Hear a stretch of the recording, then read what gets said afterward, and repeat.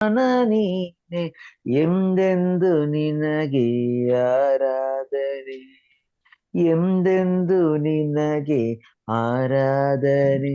ನನ್ನ ಉಸಿರಿರುವ ದಿನವೆಲ್ಲ ನಾ ಮಾಡುವೆ ನಿನಗೆ ಆರಾಧನೆ. ನನ್ನ ಉಸಿರಿರುವ ದಿನವೆಲ್ಲ ನಾ ಮಾಡುವೆ ನಿನಗೆ ಆರಾಧನೆ. ಆಮೇನ್. ದೇವರ ನಾಮಕ್ಕೆ ಸ್ತೋತ್ರವಾಗಲಿ. ವಿಶೇಷ ಗೀತೆಯನ್ನ ಹಾಡಿದ ಹಿರಿಯ ಸಹೋದರರಿಗೆ ಧನ್ಯವಾದಗಳನ್ನ ಸಲ್ಲಿಸ್ತೇನೆ. ಈ ಒಂದು ಸಮಯವು ದೇವರ ಸ್ವರವನ್ನ ಕೇಳ್ತಕ್ಕಂತ ಒಂದು ಸಮಯವಾಗಿದೆ. ಬೋಧಕರಾದ ಪ್ರಸನ್ನ ಕುಮಾರ್ ಅವರು ನಮ್ಮನ್ನ ಅನುದಿನ ಮನವನ್ನ ಬಡಿಸುವುದರ ಮೂಲಕವಾಗಿ ದೇವರ ವಾಕ್ಯದಲ್ಲಿ ನಡೆಸುವಂತವರಾಗಿದ್ದಾರೆ. ಬೋಧಕರನ್ನ ಯೇಸು ಕ್ರಿಸ್ತನ ಮಧುರವಾದ ನಾಮದಲ್ಲಿ ಹೃದಯ ಪೂರ್ವಕವಾಗಿ ಸ್ವಾಗತಿಸುವಂತವಳಾಗಿದ್ದೇನೆ. ಬೋಧಕರೇ, ಇದು ನಿಮ್ಮ ಅಮೂಲ್ಯ ಸಮಯವಾಗಿದೆ. ದೇವರ ಪರಿಶುದ್ಧ ನಾಮಕ್ಕೆ ಸ್ತೋತ್ರವಾಗಲಿ. ತಮ್ಮೆಲ್ಲರಿಗೂ ಮುಂಜಾನೆಯ ಶುಭಾಶಯಗಳು. ಅನುದಿನದ ಮನ್ನಾ. ದೇವರ ವಾಕ್ಯವು ನಮ್ಮ ಆತ್ಮಿಕ ಬೆಳವಣಿಗೆಗೆ ಎಷ್ಟು ಅವಶ್ಯಕ ಎಂಬುದನ್ನ ತಿಳಿದುಕೊಳ್ಳುವ ಹಾಗೆ ಈ ಅನುದಿನದ ಮನ್ನಾ ಕಾರ್ಯಕ್ರಮವೇ ಸಾಕ್ಷಿಯಾಗಿದೆ. ಕಾರಣ,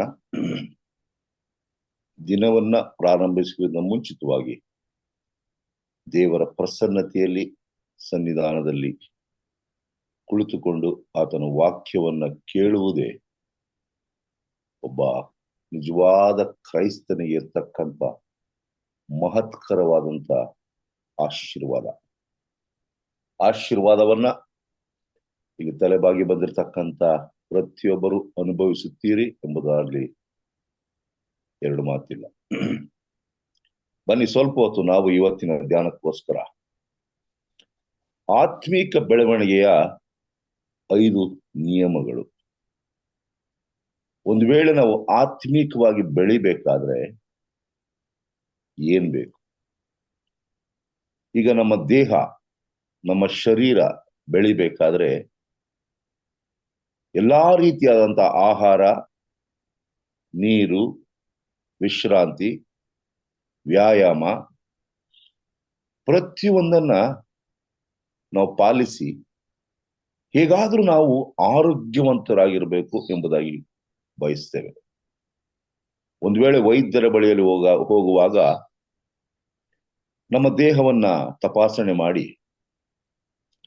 ಅವರು ನಮಗೆ ಕೊಡ್ತಕ್ಕಂಥ ಸಲಹೆಗಳನ್ನ ಚಾಚು ತಪ್ಪದೆ ಮಾಡುತ್ತೇವೆ.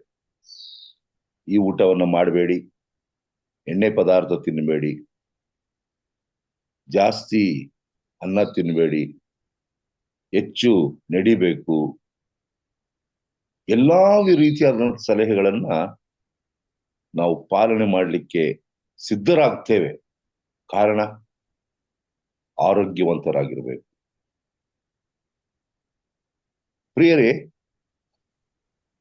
ಎಷ್ಟು ಸಾರಿ ನಾವು ಆತ್ಮೀಕವಾಗಿ ಆರೋಗ್ಯವಂತರಾಗಿರಬೇಕು ಎಂಬುದಾಗಿ ಬಯಸಿದ್ದೇವೆ. ನಮ್ಮ ಜೀವಿತದಲ್ಲಿ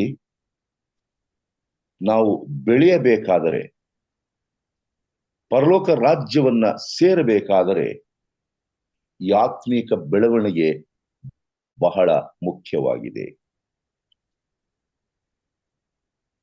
ಜೀವನದ ಅತಿ ಕಷ್ಟಕರವಾದಂತ ನಿರ್ಧಾರ, ಪ್ರಾಮುಖ್ಯವಾದಂತ ನಿರ್ಧಾರ ಯಾವುದು ಅಂದರೆ ಕ್ರಿಸ್ತನನ್ನು ನನ್ನ ಸ್ವಂತ ರಕ್ಷಕನನ್ನಾಗಿ ಅಂಗೀಕಾರ ಮಾಡುವುದು. ಯಾವ ಮನುಷ್ಯನು ಕ್ರಿಸ್ತನನ್ನ ತನ್ನ ಸ್ವಂತ ರಕ್ಷಕನನ್ನಾಗಿ ಸ್ವೀಕಾರ ಮಾಡ್ತಾನೆ, ಅಂಗೀಕಾರ ಮಾಡಿಕೊಳ್ಳುತ್ತಾನೆ, ಅವನಿಗೆ ಒಂದು ಹೊಸ ಜೀವಿತ ಸಿಗುವಂಥದ್ದಾಗಿದೆ. ಬನ್ನಿ, ಸ್ವಲ್ಪ ಹೊತ್ತು ನಾವು ಈ 5 ನಿಯಮಗಳು ನಮ್ಮ ಆತ್ಮಿಕ ಬೆಳವಣಿಗೆಗೆ ಯಾವುದು ಎಂಬುದನ್ನ ಕಲಿತುಕೊಳ್ಳೋಣ.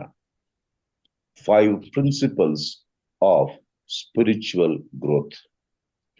ಮೊದಲನೇದಾಗಿ ನಮ್ಮೆಲ್ಲರಿಗೂ ತಿಳಿದಿರುವ ಹಾಗೆ ದೇವರ ವಾಕ್ಯವನ್ನು ಓದುವುದು.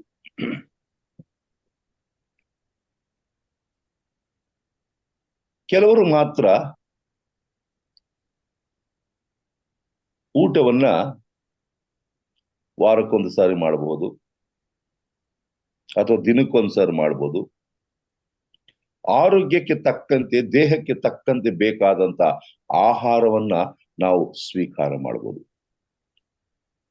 ನಾವು ಜೀವಿಸುವುದಕ್ಕೆ ಆಹಾರ ಬಹಳ ಮುಖ್ಯ. ಒಂದು ವೇಳೆ ಈ ಆಹಾರವನ್ನ ಬಿಟ್ಟರೆ, ಊಟವನ್ನು ಮಾಡುವುದನ್ನು ಬಿಟ್ಟರೆ, ನಮ್ಮ ದೇಹ ಕ್ಷೀಣಿಸುವಂತದಾಗಿದೆ. ನಾವು ಅನಾರೋಗ್ಯಕ್ಕೆ ತುತ್ತಾಗ್ತೇವೆ, ನಾವು ಬಲಹೀನರಾಗ್ತೇವೆ. ಸೊ ಇವೆಲ್ಲವನ್ನ ಗಮನದಲ್ಲಿಟ್ಟುಕೊಂಡು ನಮಗೆಷ್ಟು ಬೇಕು ಅಷ್ಟು ಆಹಾರವನ್ನ ತಪ್ಪದೆ ಸೇವನೆ ಮಾಡ್ತೇವೆ. ಪ್ರಿಯರೇ,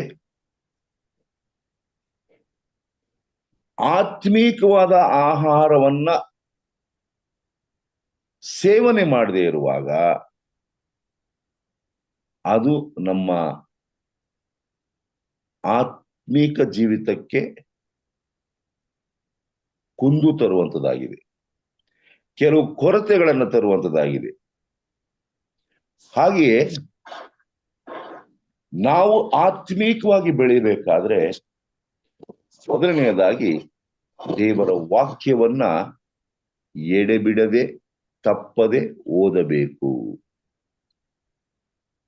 ಪೇತ್ರನು ತಾನು ಬರೆದ ಮೊದಲನೇ ಪತ್ರಿಕೆ 1ನೇ ಅಧ್ಯಾಯ 23ನೇ ವಚನದಲ್ಲಿ ಹೀಗೆ ಹೇಳುತ್ತಾನೆ: ನೀವು ಪುನರ್ಜನ್ಮ ಹೊಂದಿದವರಾಗಿದ್ದೀರಲ್ಲ, ಆ ಜನ್ಮವು ನಾಶವಾಗುವ ಬೀಜದಿಂದ ಉಂಟಾದದ್ದಲ್ಲ, ನಾಶವಾಗದ ಬೀಜದಿಂದಲೇ ಉಂಟಾದದ್ದು. ಅದು ದೇವರ ಸದಾ ಜೀವವುಳ್ಳ ವಾಕ್ಯದ ಮೂಲಕವಾಗಿ ಉಂಟಾಯಿತು. ಸೊ ನಮ್ಮ ಈ ಜನ್ಮವು, ನಮ್ಮ ಈ ಜೀವಿತವು, ನಾವಿವತ್ತು ಜೀವಿಸುತ್ತಿದ್ದೇವೆ, ನಮ್ಮಲ್ಲಿ ಜೀವ ಇದೆ ಎಂಬುದರೆ ಅದರ ಅರ್ಥ ದೇವರ ಜೀವವುಳ್ಳ ವಾಕ್ಯ. ಆ ವಾಕ್ಯವನ್ನ ನಾವು ಎಲ್ಲಾ ಸಮಯದಲ್ಲಿ ಗ್ರಹಿಸಿಕೊಂಡಾಗ, ತಿಳಿದುಕೊಂಡಾಗ, ಆ ವಾಕ್ಯವು ನಮಗೆ ಚೈತನ್ಯವನ್ನು ಕೊಡುವಂಥದ್ದಾಗಿದೆ, ಪುನರ್ಜೀವವನ್ನು ಕೊಡುವಂಥದ್ದಾಗಿದೆ.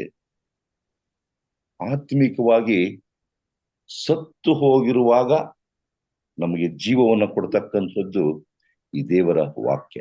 ದೇವರು ಹೇಳ್ತಕ್ಕಂಥದ್ದು, ನನ್ನ ವಾಕ್ಯವೇ ಜೀವ, ನನ್ನ ಮಾತುಗಳೇ ಜೀವ. ಆತನ ಆಡಿರುವ ಮಾತುಗಳನ್ನ ನಾವು ಗ್ರಹಿಸಿಕೊಂಡಾಗ, ಅದರಂತೆ ನಡೆದಾಗ ಆತ್ಮೀಕವಾದ ದೃಢತೆ, ಶಕ್ತಿ, ಬಲ ಹೆಚ್ಚಾಗಿ ಸಿಗುವಂಥದ್ದಾಗಿದೆ. ದೇವರ ವಾಕ್ಯ ಹೇಳ್ತದೆ ಇಬ್ರಿಯರ ಬರೆದ ಪತ್ರಿಕೆ 4ನೇ ಅಧ್ಯಾಯ 12ನೇ ವಚನದಲ್ಲಿ, ಯಾಕೆಂದ್ರೆ ದೇವರ ವಾಕ್ಯವು ಸಜೀವವಾದದ್ದು, ಕಾರ್ಯ ಸಾಧಕವಾದದ್ದು, ಯಾವ ಇಬ್ಬಾಯಿ ಕತ್ತಿಗಿಂತಲೂ ಹದವಾದದ್ದು, ಪ್ರಾಣ ಆತ್ಮಗಳನ್ನು, ಕೀಲು ಮಜ್ಜೆಗಳನ್ನು ವಿಭಾಗಿಸುವಷ್ಟು ಮಟ್ಟಿಗೂ ತೂರಿ ಹೋಗುವಂಥದ್ದು, ಹೃದಯದ ಆಲೋಚನೆಗಳನ್ನು, ಉದ್ದೇಶಗಳನ್ನು ವಿವೇಚಿಸುವಂಥದ್ದು ಆಗಿದೆ. ನೋಡಿ, ದೇವರ ವಾಕ್ಯಕ್ಕೆ ಎಷ್ಟು ಶಕ್ತಿ ಇದೆ. ನಮ್ಮ ಜೀವನವನ್ನು ಉಜ್ಜೀವನ ಮಾಡುತ್ತದೆ, ನಮ್ಮನ್ನ ಎಲ್ಲ ಕಾರ್ಯಗಳಿಂದ ಮಾರ್ಗದರ್ಶನ ನಡೆಸುವಂಥದ್ದಾಗಿದೆ. ನಮ್ಮ ಪ್ರಾಣ ಆತ್ಮಗಳನ್ನು ವಿಭಾಗಿಸುವಷ್ಟು ಇಂತಹ ಶಕ್ತಿ ಬೇರೆ ಯಾವ ವಾಕ್ಯಕ್ಕೂ ಇಲ್ಲ. ಅನೇಕ ಸಾರಿ ನಾನು ಹೇಳಿದ್ದೇನೆ, ಎಲ್ಲಾ ಪುಸ್ತಕಗಳು, ಇಡೀ ಲೋಕದಲ್ಲಿ ನೀವು ಏನೇನು ಗ್ರಂಥಗಳನ್ನ ಓದುತ್ತೀರಾ ಅವೆಲ್ಲವೂ ಕೇವಲ ಮಾಹಿತಿಯನ್ನ ಕೊಡ್ತವೆ. All the books of the world gives you information. ಇವತ್ತು ಲೋಕದ ಜನರಿಗೆ ಮಾಹಿತಿ ಸಾಕಷ್ಟು ಇದೆ, ಎಲ್ಲಾ ವಿಷಯದಲ್ಲಿ ಅವರಿಗೆ ಮಾಹಿತಿಗಳಿವೆ. But Bible alone gives you transformation. ಸತ್ಯವೇದವು ಮಾತ್ರ ನಿಮ್ಮಲ್ಲಿ ಆ ಬದಲಾವಣೆಯನ್ನ ತರುವ ಶಕ್ತಿಯನ್ನ ಈ ವಾಕ್ಯದಲ್ಲಿ ಕೊಟ್ಟಿದೆ. ಯಾಕೆಂದ್ರೆ ಈ ವಾಕ್ಯವನ್ನು ಓದುವ ಪ್ರತಿಯೊಬ್ಬನು ಸಹ ಇದು ಕೇವಲ ಪುಸ್ತಕ, ಇದು ಕೇವಲ ಕಥೆಗಳು, ಇದು ಕೇವಲ ಮಾಹಿತಿ ಎಂಬುದಾಗಿ ಅರಿತುಕೊಳ್ಳುವುದಿಲ್ಲ. ಇದರಲ್ಲಿ ನನ್ನ ಜೀವಿತ ಹೇಗೆ ಬದಲಾಗಬಹುದು ಎಂಬುದನ್ನ ಕಂಡುಕೊಳ್ಳುತ್ತೇವೆ. ಒಬ್ಬ ಐಶ್ವರ್ಯವಂತ ವ್ಯಕ್ತಿಯು ತಾನು ಸಾಯುವುದಕ್ಕಿಂತ ಮುಂಚಿತವಾಗಿ ತನ್ನ ಅಣ್ಣನ ಮಗನಿಗೆ ತನ್ನಲ್ಲಿರುವ ಆಸ್ತಿಯನ್ನೆಲ್ಲ ಬರೆದು ಕೊಡ್ತಾನೆ. ದ ವಿಲ್ ಎಲ್ಲವನ್ನ ಬರೆದು ಬಿಟ್ಟು ಅವನು ಸತ್ತೋಗ್ತಾನೆ. ಲಾಯರ್ ಆ ಒಂದು ವಿಲ್ಲನ್ನ ತೆಗೆದುಕೊಂಡು, ಆ ಹಕ್ಕು ಪತ್ರವನ್ನ ತೆಗೆದುಕೊಂಡು, ನೋಡಪ್ಪ, ನಿಮ್ಮ ದೊಡ್ಡಪ್ಪನವರು ನಿನ್ನ ಹೆಸರಿಗೆ ಇದನ್ನ ಕೊಟ್ಟಿದ್ದಾರೆ, ತಗೋ, ಏನ್ ಬರೆದಿದ್ದಾರೆ ಅದರಲ್ಲಿ ತೋರಿಸ್ರಿ ಎಂಬುದಾಗಿ ಹೇಳುವಾಗ ಅಲ್ಲಿ ಏನ್ ಬರೆದಿತ್ತು ಅಂದ್ರೆ,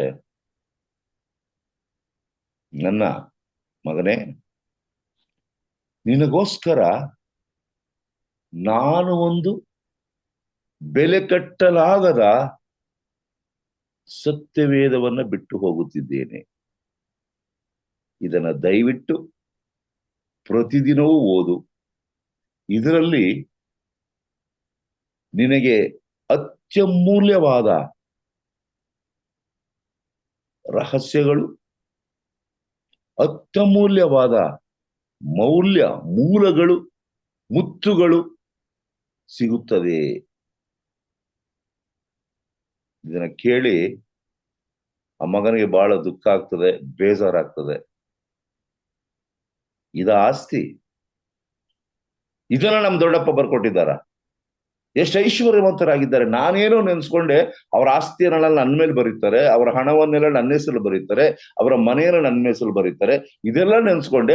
ಆದ್ರೆ ಅವರೊಂದು ಸತ್ಯವೇದ ಕೊಟ್ಟಿದ್ದಾರಲ್ಲ, ಇದು ಏನು ಪ್ರಯೋಜನ ಎಂಬುದಾಗಿ ತೆಗೆದುಕೊಂಡು ಅದನ್ನ ಬಿಚ್ಚೋದು ಸಹ ಇಲ್ಲ, ಅದ್ರೊಳಗೆ ಏನಿದೆ ಅಂತ ನೋಡೋದು ಸಹ ಇಲ್ಲ. ಅದನ್ನ ತೆಗೆದು ಮೇಲ್ಛಾವಣಿಗೆ ಬಿಸಾಕ್ಬಿಡ್ತಾನೆ ಅವನು. ಬೇಕಾಗಿಲ್ಲ, ನಿರಾಶೆ ಆಯ್ತು ಅವನಿಗೆ, ಯಾಕೆ ಇದನ್ನು ಬರ್ಕೊಟ್ಟಿದ್ದಾರೆ ನನಗೆ ಎಂಬುದಾಗಿ. ಮನೆ ಬಿಟ್ಟು ಹೋಗ್ತಾನೆ. ಅನೇಕ ದಿವಸಗಳಾಗ್ತವೆ, ಅನೇಕ ವರ್ಷಗಳಾಗ್ತದೆ. ಅನೇಕ ವರ್ಷಗಳು ತಾನು ಕಷ್ಟಪಟ್ಟು ದುಡಿದು ಪ್ರಯಾಸವನ್ನ ಪಡುತ್ತಾ ಇರುವಾಗ ಒಂದು ದಿವಸ ಆತನಿಗೆ ಒಂದು ಮನವರಿಕೆ ಆಗ್ತದೆ. ನಮ್ಮ ದೊಡ್ಡಪ್ಪ ಒಂದು ಪುಸ್ತಕವನ್ನ ನನಗೆ ಕೊಟ್ಟಿದ್ರು, ಆ ಪುಸ್ತಕವನ್ನ ನಾನು ನಿರ್ಲಕ್ಷ್ಯ ಮಾಡಿ ಅಟ್ಟದ ಮೇಲೆ ಬೀಸಾಕ್ಬಿಟ್ಟಿದ್ದೆ. ಸರಿ, ಹೋಗಿ ನೋಡ್ತೇನೆ, ಆ ಮನೆ ಒಳಗೆ ಹೋಗಿ ನೋಡ್ತೇನೆ ಏನಿರ್ಬೇಕು ಎಂಬುದಾಗಿ ಹುಡುಕಿ, ಧೂಳನ್ನ ತೆಗೆದು ಹುಡುಕಿ ನೋಡ್ತಾನೆ. ಆ ಪುಸ್ತಕವನ್ನ, ಆ ಸತ್ಯವೇದವನ್ನ ಆತನು ಆಗ ತೆಗೆದು ನೋಡುವಾಗ ಅದರಲ್ಲಿ ಸಾವಿರಾರು ಲಕ್ಷಾಂತರ ರೂಪಾಯಿ ಬಾಳುವ ಚೆಕ್ಕುಗಳು ಇದ್ದವು. ಅವನ ಹೆಸರಿನಲ್ಲಿ ಬರೆದ ಚೆಕ್ಕುಗಳು. ಅವನು ಹೇಳ್ತಾನೆ, ಎಂಥ ಮೂರ್ಖ ನಾನು, ಇಂಥ ಅಮೂಲ್ಯವಾದಂತ ಪುಸ್ತಕವನ್ನ ಇದರೊಳಗೆ ಏನಿದೆ ಎಂಬುದಕ್ಕೆ ನೋಡುವುದಕ್ಕೂ ಸಹ ನಿರ್ಲಕ್ಷ್ಯ ಮಾಡಿ ಇದನ್ನ ಬಿಸಾಕಿದ್ದೇನಲ್ಲ ಎಂಬುದಾಗಿ ಹೇಳಿ ಅದನ್ನ ತೆಗೆದುಕೊಂಡು, ಅಷ್ಟು ಮಾತ್ರ ಅವನು ಮಾಡಲಿಲ್ಲ, ಅಂದಿನಿಂದ ಆ ಸತ್ಯವೇದವನ್ನ ದಿನವೂ ಓದಲಿಕ್ಕೆ ಪ್ರಾರಂಭ ಮಾಡಿ ತನ್ನ ಜೀವಿತವನ್ನ ಕ್ರಿಸ್ತನಿಗೆ ಒಪ್ಪಿಸಿಕೊಟ್ಟನು. ಪ್ರಿಯ ಸಹೋದರ ಸಹೋದರಿಯರೇ, ಸತ್ಯವೇದವು ಐಶ್ವರ್ಯದ ಭಂಡಾರವಾಗಿದೆ. ನಿಧಿ ಸತ್ಯವೇದದಲ್ಲಿದೆ. ಸತ್ಯವೇದವನ್ನು ಹುಡುಕುವಾಗ ನಿಮ್ಮ ದೇಹಕ್ಕೆ ಮಾತ್ರವಲ್ಲ, ನಿಮ್ಮ ಆತ್ಮಗಳಿಗೆ ತೃಪ್ತಿ, ನಿಮ್ಮ ಮನಸ್ಸಿಗೆ ಸಮಾಧಾನ, ನಿಮ್ಮ ಜೀವಿತಕ್ಕೆ ಮಾರ್ಗದರ್ಶನ, ಇವೆಲ್ಲವೂ ಈ ಸತ್ಯವೇದದ ಮೂಲಕವಾಗಿ ಸಿಗುವಂತದ್ದಾಗಿದೆ. ಅದಕ್ಕೋಸ್ಕರ ಅದನ್ನ ದಿನವೂ ಸಹ ಓದಬೇಕು. ಯೇಸು ಕ್ರಿಸ್ತನು ತಾನು ಶೋಧಿಸಲ್ಪಟ್ಟಾಗ ಸೈತಾನನಿಗೆ ಹೇಳಿದಂತ ಮಾತು ಮತ್ತಾಯನ ಬರೆದ ಸುವಾರ್ತೆ 4ನೇ ವರ್ಷದಲ್ಲಿ, ಮನುಷ್ಯನು ರೊಟ್ಟಿ ತಿಂದ ಮಾತ್ರದಿಂದ ಬದುಕುವುದಿಲ್ಲ, ದೇವರ ಬಾಯಿಂದ ಹೊರಡುವ ಪ್ರತಿಯೊಂದು ಮಾತಿನಿಂದಲೂ ಬದುಕುವನು ಎಂಬುದಾಗಿ. ಅನೇಕ ಜನರು ಸತ್ಯವೇದದಲ್ಲಿ ಸುಮಾರು ದಿವಸಗಳು ಉಪವಾಸ ಮಾಡಿದ್ದನ್ನು ನೋಡಿದ್ದೇವೆ. ಮೋಶೆ 40 ದಿವಸ ದೇವರ ಬಳಿಯಲ್ಲಿರುವಾಗ ಉಪವಾಸದಲ್ಲಿದ್ದನು. ಅವನನ್ನ ಬದುಕಿಸಿದ್ದು ಈ ವಾಕ್ಯವೇ. ಪ್ರಿಯರೇ, ನಮ್ಮ ಆತ್ಮಿಕ ಜೀವಿತಕ್ಕೆ ಬಹಳ ಪ್ರಾಮುಖ್ಯವಾದಂತ ತತ್ವ, ನಿಯಮ ದೇವರ ವಾಕ್ಯವನ್ನು ಓದತಕ್ಕಂಥದ್ದು. ಇದು ಸರಳ, ಇದು ಗೊತ್ತು ನಮಗೆ, ಆದರೂ ಸಹ ಅದನ್ನ ಅನೇಕ ಸಾರಿ ನಾವು ನಿರ್ಲಕ್ಷ್ಯ ಮಾಡುತ್ತೇವೆ. ಎರಡನೇದು, ನಮ್ಮ ಆತ್ಮಿಕ ಬೆಳವಣಿಗೆಗೆ ಬಹಳ ಪ್ರಾಮುಖ್ಯವಾದದ್ದು ಪ್ರಾರ್ಥನೆ. ಈ ಮುಂಜಾನೆಯ ಪ್ರಾರ್ಥನೆ, ಅನುದಿನದ ಪ್ರಾರ್ಥನೆಯಲ್ಲಿ ನಾವು ದೇವರ ಜೊತೆಯಲ್ಲಿ ಮಾತಾಡುತ್ತೇವೆ.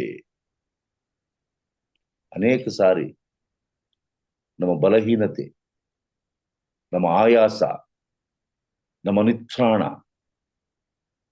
ಇವೆಲ್ಲವೂ ಅಡ್ಡಿ ಆಗ್ತದೆ ದೇವರ ಜೊತೆಯಲ್ಲಿ ಮಾತಾಡುವುದಕ್ಕೆ.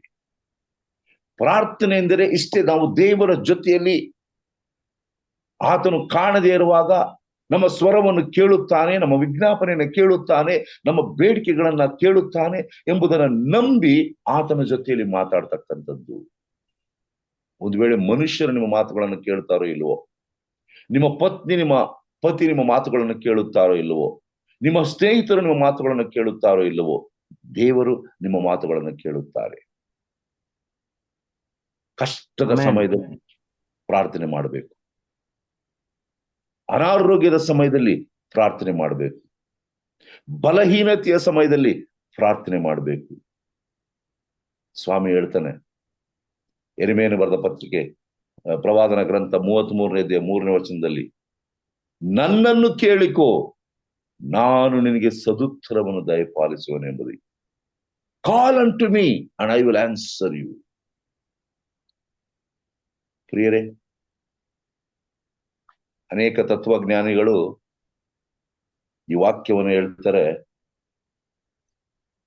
This is God's phone number ಎಂಬುದಾಗಿ. Never forget this. 333. ಯೆರೆಮೀಯ 33:3 ದೇವರ ಸಂಪರ್ಕದಲ್ಲಿ ಇರಬೇಕಾದ ನಮ್ಮ ದೂರವಾಣಿಯ ಸಂಖ್ಯೆ. 24/7, 24 ಗಂಟೆ 7 ದಿನಗಳು ಸದಾ ಈ ಒಂದು ಕರೆಗೋಸ್ಕರ ಸ್ವಾಮಿಯ ದೂರವಾಣಿ ಕಾಯ್ತಾ ಇದೆ. ನನ್ನ ಮಗನು ನನ್ನ ಮಗಳು ಯಾವಾಗ ನನ್ನ ಕರೀತಾರೆ, ಅವರಿಗೆ ನಾನು ಉತ್ತರವನ್ನು ಕೊಡಬೇಕೆಂಬುದಾಗಿ. ಕೀರ್ತನೆಗಳು 50ನೇ ಅಧ್ಯಾಯ 15ನೇ ವಚನ ಹೇಳ್ತಕ್ಕಂಥದ್ದು, ಕಷ್ಟ ಕಾಲದಲ್ಲಿ ನನಗೆ ಮೊರೆ ಇಡಿರಿ, ಬಿಡಿಸುವೆನು ಎಂಬುದಾಗಿ. ಪ್ರಿಯರೇ, ನೀವು ಕಷ್ಟದಲ್ಲಿದ್ದೀರಾ, ಸಮಸ್ಯೆಯಲ್ಲಿದ್ದೀರಾ, ನೋವಿನಲ್ಲಿದ್ದೀರಾ, ಅಥವಾ ಸಂತೋಷದಲ್ಲಿ ಇದ್ದೀರಾ, ಎಲ್ಲಾ ಸಮಯದಲ್ಲಿ ನೀವು ಪ್ರಾರ್ಥನೆ ಮಾಡುವುದನ್ನ ಬಿಡಬಾರದು. ಯಾಕೆಂದ್ರೆ ಪೌಲನು ಹೇಳ್ತಕ್ಕಂಥ 1ನೇ ಥೆಸಲೋನಿಕ 5ನೇ ಅಧ್ಯಾಯ 17ನೇ ವಚನದಲ್ಲಿ ಎಡೆಬಿಡದೆ ಪ್ರಾರ್ಥನೆ ಮಾಡಿರಿ ಎಂಬುದಾಗಿ, ಎಡೆಬಿಡದೆ ಪ್ರಾರ್ಥನೆ ಮಾಡಿರಿ ಎಂಬುದಾಗಿ ಹೇಳುವಾಗ ನಮ್ಮ ಆಲೋಚನೆಗಳು ಸದಾ ಆತನ ಧ್ಯಾನದಲ್ಲಿರಬೇಕು. ನಾವು ನಡೆಯುವಾಗ, ನಾವು ಕೂತುಕೊಳ್ಳುವಾಗ, ಗಾಡಿ ಚಲಾಯಿಸುವಾಗ ಪ್ರಾರ್ಥನೆ ಮಾಡಿ ಅಂದ್ರೆ ಕಣ್ಣು ಮುಚ್ಕೊಂಡು ಮೊಣಕಾಲು ಊರ್ಕೊಂಡೇ ಮಾಡ್ಬೇಕು ಅಂತ ಇಲ್ಲ. ನೀವು ಕಣ್ಣು ತೆರೆಕೊಂಡು ನಿಮ್ಮ ಧ್ಯಾನವನ್ನ ಪರಲೋಕದಲ್ಲಿ ಇಡಬಹುದು. ನಿಮ್ಮ ಮನಸ್ಸು ದೇವರ ಜೊತೆಯಲ್ಲಿ ಮಾತಾಡಬೇಕು. 1ನೇ ತಿಮೋತಿ 2ನೇ ಅಧ್ಯಾಯ 8ನೇ ವಚನದಲ್ಲಿ ಹೇಳ್ತಕ್ಕಂಥದ್ದು, ಹೀಗಿರಲಾಗಿ ಪುರುಷರು ಎಲ್ಲಾ ಸ್ಥಳಗಳಲ್ಲಿ ಕೋಪವು ವಾಗ್ವಾದವು ಇಲ್ಲದವರಾಗಿ ಭಕ್ತಿಪೂರ್ವಕವಾಗಿಯೇ ಕೈಗಳನ್ನೆತ್ತಿ ಪ್ರಾರ್ಥಿಸಬೇಕೆಂದು ಅಪೇಕ್ಷಿಸುತ್ತೇನೆ. ಪುರುಷರು ಅಂದ್ರೆ ಇಲ್ಲಿ ಕೇವಲ ಪುರುಷರಿಗೆ ಸೀಮಿತವಲ್ಲ. ಯಾರ ಇಂಗ್ಲಿಷ್ ನಲ್ಲಿ ಹೇಳ್ತದೆ ಆಲ್ ಮೆನ್. ಇದು ಒಂಥರ ಜನರಲ್. ಎಲ್ಲರೂ ಸಹ ಕೋಪ ಮಾಡ್ಕೊಳ್ಳದೆ, ವಾಗ್ವಾದ ಮಾಡ್ಕೊಳ್ಳದೆ, ಭಿನ್ನಾಭಿಪ್ರಾಯಗಳು ಇಟ್ಕೊಳ್ಳದೆ, ಮನಸ್ತಾಪಗಳು ಇಟ್ಕೊಳ್ಳದೆ, ಯಥಾರ್ಥತೆಯಿಂದ ನಮ್ಮ ಹೃದಯವನ್ನು ಬಿಚ್ಚಿ ನಮ್ಮ ಕೈಗಳನ್ನು ಎತ್ತಿ ನಾವು ದೇವರನ್ನ ಬೇಡಿಕೊಳ್ಳಬೇಕು. ಇದನ್ನೇ ದೇವರು ಅಪೇಕ್ಷೆ ಮಾಡ್ತಾ ಇದ್ದಾರೆ. I expect my children to pray and ask me. ಸ್ವಾಮಿ ಹೇಳ್ತಕ್ಕಂಥದ್ದು ಮತ್ತಾಯನ ಬರೆದ ಸುವಾರ್ತೆ 21:27 ನೀವು ನಂಬಿಕೊಂಡು ಪ್ರಾರ್ಥನೆಯಲ್ಲಿ ಏನೇನು ಬೇಡಿಕೊಳ್ಳುವಿರೋ ಅದನ್ನೆಲ್ಲ ಹೊಂದುವಿರಿ ಅಂದನು. ಪ್ರಾರ್ಥನೆಯಲ್ಲಿ ಬೇಡ್ಕೊಳ್ತಕ್ಕಂಥದ್ದು ನಮಗೇನು ಬೇಕು, ನಮ್ಮ ಅವಶ್ಯಕತೆ ಏನು? ಪ್ರಿಯರೇ, ಮಕ್ಕಳು ತಮಗೆ ಅವಶ್ಯಕತೆಯಾದದ್ದನ್ನ ತಂದೆ ತಾಯಿಗಳನ್ನ ಬೇಡ್ಕೊಂಡು ತಗೊಳ್ತಾರೆ. ಐ ನೀಡ್ ದಿಸ್ ಡ್ಯಾಡಿ, ಇದು ನನಗೆ ಬೇಕು, ಇದು ಅವಶ್ಯಕತೆ ಆಗಿದೆ, ಹಠವನ್ನು ಮಾಡಿ ತಗೊಳ್ತಾರೆ, ಅಳ್ತಾರೆ. ಅದಕ್ಕೋಸ್ಕರ ಹೋಗ್ಲಿ, ನಮ್ಮ ಮಗ ಅಳ್ತಾ ಇದ್ದಾನೆ, ಹಠ ಮಾಡ್ತಾ ಇದ್ದಾನೆ, ತೆಗೆದುಕೊಳ್ಳೋಣ, ಎಷ್ಟೇ ಕಷ್ಟ ಆದ್ರೂ ಪರವಾಗಿಲ್ಲ, ಎಷ್ಟು ಖರ್ಚಾದ್ರೂ ಪರವಾಗಿಲ್ಲ, ಅದನ್ನು ಕೊಡ್ಲೇಬೇಕು ನಾನು ಎಂಬುದಾಗಿ ಅಪ್ಪ ಅಮ್ಮ ಎಷ್ಟು ಕಷ್ಟಪಡ್ತಾರೆ. ನಮ್ಮ ದೇವರು ನಮಗೆ ಉಚಿತವಾಗಿ ಕೊಡ್ಲಿಕ್ಕೆ ಕಾಯ್ತಾ ಇದ್ದಾರೆ. ಸುಮ್ಮನೆ ನಾವು ಕೇಳ್ಕೊಳ್ಬೇಕಷ್ಟೇ. ಪ್ರಾರ್ಥನೆಯಲ್ಲಿ ಶಕ್ತಿ ಇದೆ, ಪ್ರಾರ್ಥನೆಯಲ್ಲಿ ಬಲವಿದೆ. ಆ ಪ್ರಾರ್ಥನೆಯನ್ನ ನಿರ್ಲಕ್ಷ್ಯ ಮಾಡಬಾರ್ದು ಎಂಬುದನ್ನು ಅರ್ಥ ಮಾಡ್ಕೊಳ್ಬೇಕು. ಯಾವ ಮನುಷ್ಯನು, ಯಾವ ಕ್ರೈಸ್ತನು ಈ 2 ನಿಯಮಗಳನ್ನ, ಸತ್ಯವೇದ ಓದುವುದನ್ನ, ಪ್ರಾರ್ಥನೆ ಮಾಡುವುದನ್ನ ಬಿಟ್ಟು ಬಿಡ್ತಾನೆ, ನಿರ್ಲಕ್ಷ್ಯ ಮಾಡ್ತಾನೆ, ಅಸಡ್ಯವಾಗಿ ತೋರ್ತಾನೆ, ಇದಕ್ಕೆ ಸಮಯವನ್ನ ಕೊಡ್ಲಿಕ್ಕಿಲ್ಲ, ಆ ವ್ಯಕ್ತಿ ಆತ್ಮಿಕವಾಗಿ ಕ್ಷೀಣಿಸುತ್ತಿದ್ದಾನೆ ಎಂಬುದಾಗಿ ಅರ್ಥ. ಆರ್ಥಿಕವಾಗಿ ಬೆಳೀತಾ ಇರಬಹುದು, ಶಾರೀರಿಕವಾಗಿ ಸದೃಢವಾದ ದೇಹವನ್ನು ಇಟ್ಟುಕೊಂಡಿರಬಹುದು, ಸಾಮಾಜಿಕವಾಗಿ ಘನ ವ್ಯಕ್ತಿಯಾಗಿರಬಹುದು, ಅಥವಾ ಅಧಿಕಾರದಲ್ಲಿ ದೊಡ್ಡ ವ್ಯಕ್ತಿ ಆಗಿರಬಹುದು, ಯಾವುದೇ ಅಂತಸ್ತನ್ನು ಪಡೆದಿರಬಹುದು, ಎಷ್ಟೇ ಆಸ್ತಿಯನ್ನು ಪಡೆದಿರಬಹುದು. ಆದ್ರೆ ಆತ್ಮಿಕವಾದ ಬೆಳವಣಿಗೆಯನ್ನ ಆ ಜೀವಿತದಲ್ಲಿ ಕಾಣಲು ಸಾಧ್ಯವೇ ಇಲ್ಲ. ಕಾರಣ ಇವೆರಡೂ ಸಹ ಒಂದು ನಾಣ್ಯದ 2 ಮುಖಗಳು ಇದ್ದ ಹಾಗೆ. Prayer and Bible study can never be separated from a Christian's spiritual growth. ಸತ್ಯವೇದ ಪಠನ, ಪ್ರಾರ್ಥನೆ ಒಬ್ಬ ಕ್ರೈಸ್ತನ ಆತ್ಮಿಕ ಬೆಳವಣಿಗೆಯಿಂದ ಬೇರ್ಪಡಲು ಸಾಧ್ಯವಿಲ್ಲ. ಒಂದು ಹಬ್ಬದ ದಿನ ಒಬ್ಬ ಬಡ ಸ್ತ್ರೀ ಪ್ರಾರ್ಥನೆ ಮಾಡ್ತಾಳೆ, ಸ್ವಾಮಿ,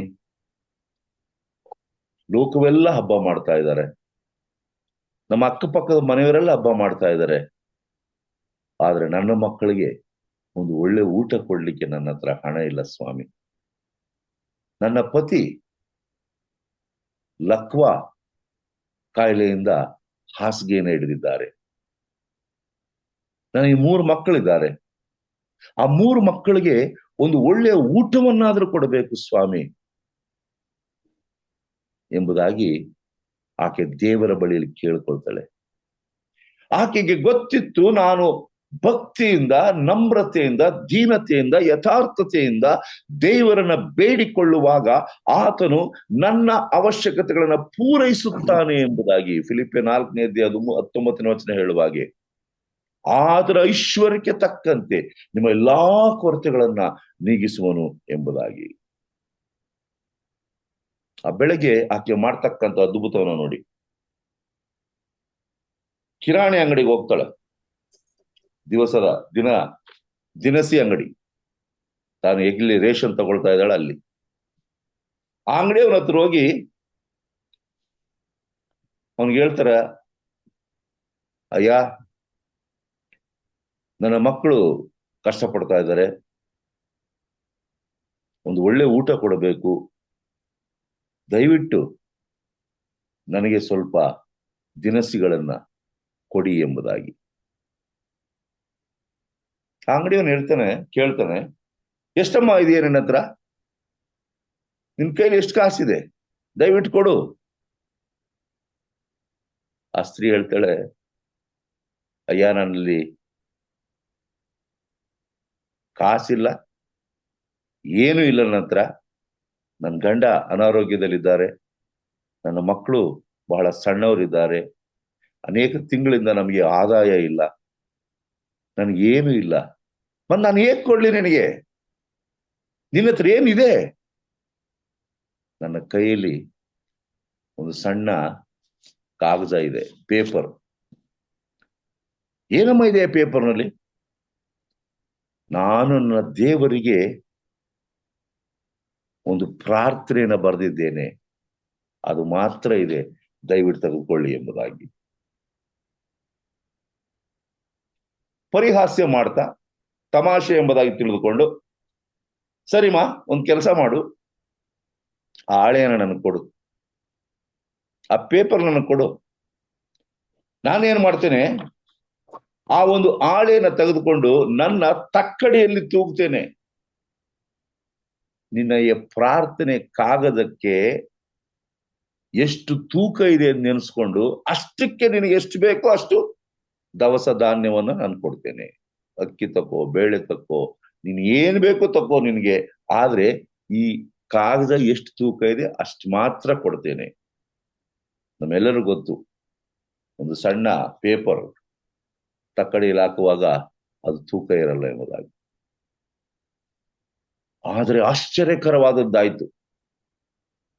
ಯಾವುದೇ ರೀತಿಯಾದಂತ ಅಪನಂಬಿಕೆ, ಸಂದೇಹ ಇಲ್ಲದೆ ಈ ಹೆಣ್ಮಗಳು ಆ ಕಾಗದವನ್ನ ಆ ಅಂಗಡಿಯವನಿಗೆ ಕೊಟ್ಟು ಹೇಳ್ತಾರೆ, ದಯವಿಟ್ಟು ತೂಗಾಕ್ರಿ ಎಂಬುದಾಗಿ. ಅಲ್ಲಿ ಅದನ್ನ ನೋಡ್ತಾರೆ ಅಂಗಡಿಯವನು.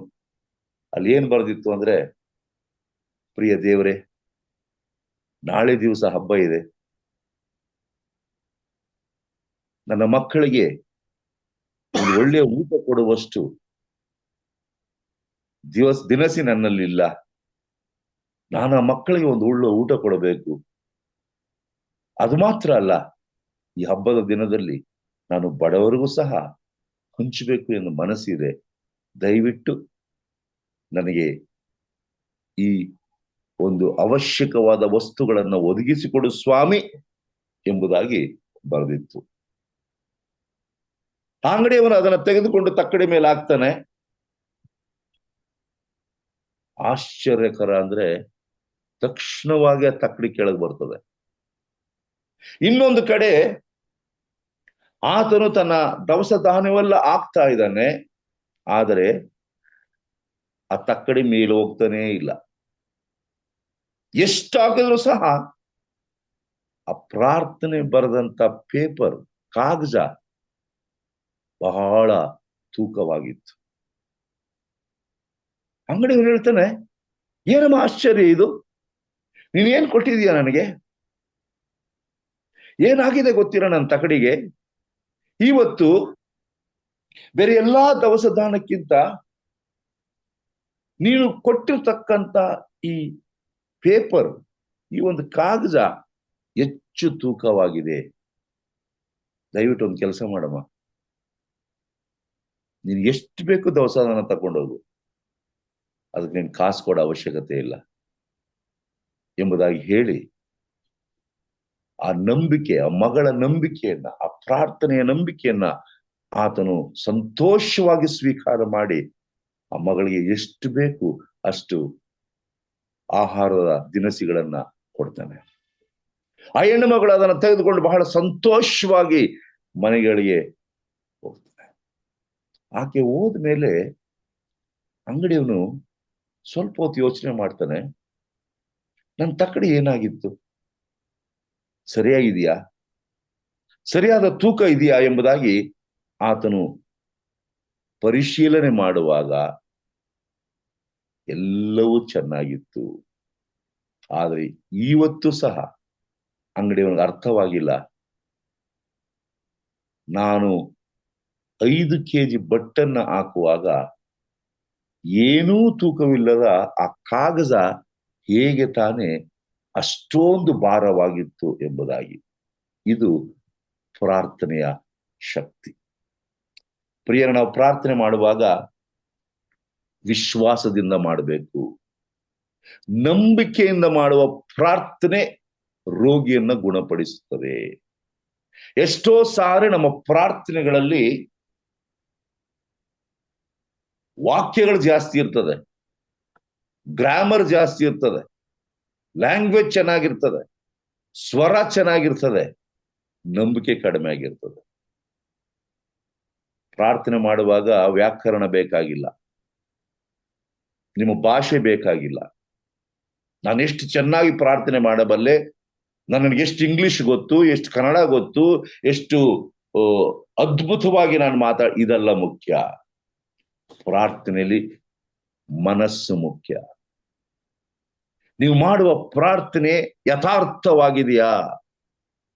ಅದಕ್ಕೋಸ್ಕರ ತಾನೇ ಸ್ವಾಮಿ ಹೇಳ್ತಕ್ಕಂಥದ್ದು, ಕಾಣಿಕೆಯನ್ನ ಕೊಡುವುದಕ್ಕಿಂತ ಮುಂಚಿತವಾಗಿ ನಿನ್ನ ಸಹೋದರನಿಗೆ ಏನಾದ್ರೂ ನೀನು ತಪ್ಪು ಮಾಡಿದ್ದರೆ ಅದನ್ನ ನೀನು ಸರಿಪಡಿಸಿಕೊಂಡು ಅನಂತರ ಬಂದು ನೀನು ಕಾಣಿಕೆಯನ್ನ ಕೊಟ್ಟಾಗ ಆ ಕಾಣಿಕೆಯನ್ನ ನಾನು ಸ್ವೀಕಾರ ಮಾಡ್ತೇನೆ ಎಂಬುದಾಗಿ.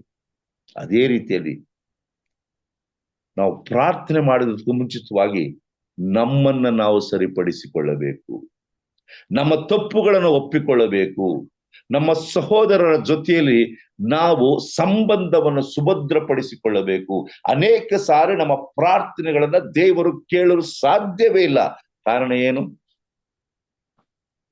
ಕೀರ್ತನೆಗಳು 119, 164 ಹೇಳುವ ಹಾಗೆ, ನಾನು ಕೆಟ್ಟತನದ ಮೇಲೆ ಮನಸ್ಸಿಟ್ಟಿದ್ದರೆ ನನ್ನ ಪ್ರಾರ್ಥನೆಯನ್ನು ಸ್ವಾಮಿ ಕೇಳುವುದಿಲ್ಲ ಎಂಬುದಾಗಿ. ನಮ್ಮ ಮನಸ್ಸು ಶುದ್ಧವಾಗಿದೆಯಾ? ನಾವು ಯಥಾರ್ಥವಾಗಿದ್ದೇವಾ? ನಮ್ಮ ಪ್ರಾರ್ಥನೆಗಳು, ನೀವು ಎಷ್ಟು ಸಾರಿ ಎಷ್ಟೊತ್ತು ಪ್ರಾರ್ಥನೆ ಮಾಡ್ತೀರಿ ಎಂಬುದಾಗಿ ಮುಖ್ಯವಲ್ಲ, ಆದ್ರೆ ನೀವು ಪ್ರಾರ್ಥನೆ ಮಾಡುವಾಗ ನಿಮ್ಮಲ್ಲಿ ಯಥಾರ್ಥತೆ ಇದೆಯಾ, ಶುದ್ಧತೆ ಇದೆಯಾ? ಅದಕ್ಕೋಸ್ಕರ ದಾವೀದನು ಕೇಳ್ತಕ್ಕಂಥದ್ದು, ತಾನು ವ್ಯಭಿಚಾರ ಎಂಬತಕ್ಕಂಥ, ಕೊಲೆ ಎಂಬತಕ್ಕಂಥ ಪಾಪಗಳನ್ನು ಮಾಡಿದ ಮೇಲೆ ತನ್ನಲ್ಲಿ ಎಷ್ಟು ಮನವರಿಕೆ ಆಯಿತು ಎಂಬುದಾಗಿ ಹೇಳುವಾಗ, ಕೀರ್ತನೆಗಳು 51 ಬರೆಯುವಾಗ, ಕೀರ್ತನೆ 51:10 ಆತನು ಹೇಳ್ತಕ್ಕಂಥದ್ದು, ಸ್ವಾಮಿ ನನ್ನಲ್ಲಿ ಶುದ್ಧ ಹೃದಯವನ್ನ, ಸ್ಥಿರ ಮನಸ್ಸನ್ನ ಕೊಡು ಎಂಬುದಾಗಿ. ಓ ಪ್ರಿಯ ಸಹೋದರ ಸಹೋದರಿಯರೇ, ಈ ಬೆಳಗಿನ ಜಾವದಲ್ಲಿ ನಮ್ಮನ್ನ ಈ ಒಂದು ನಿಯಮಗಳಲ್ಲಿ ತೊಡಗಿಸಿಕೊಳ್ಳೋಣ. ಸತ್ಯವೇದವನ್ನು ಓದುವುದನ್ನ, ಪ್ರಾರ್ಥನೆ ಮಾಡುವುದನ್ನ ಅಭ್ಯಾಸ ಮಾಡಿಕೊಳ್ಳೋಣ. ಈ ಅಭ್ಯಾಸದಿಂದ ನಾವು ಆತ್ಮೀಕವಾಗಿ ದೃಢತೆಯನ್ನು ಹೊಂದುತ್ತೇವೆ, ಸ್ಥಿರತೆಯನ್ನು ಹೊಂದುತ್ತೇವೆ, ಬಲವನ್ನು ಹೊಂದುತ್ತೇವೆ, ಬೆಳವಣಿಗೆಯನ್ನ ಹೊಂದುತ್ತೇವೆ. ಇವತ್ತು ನಾವು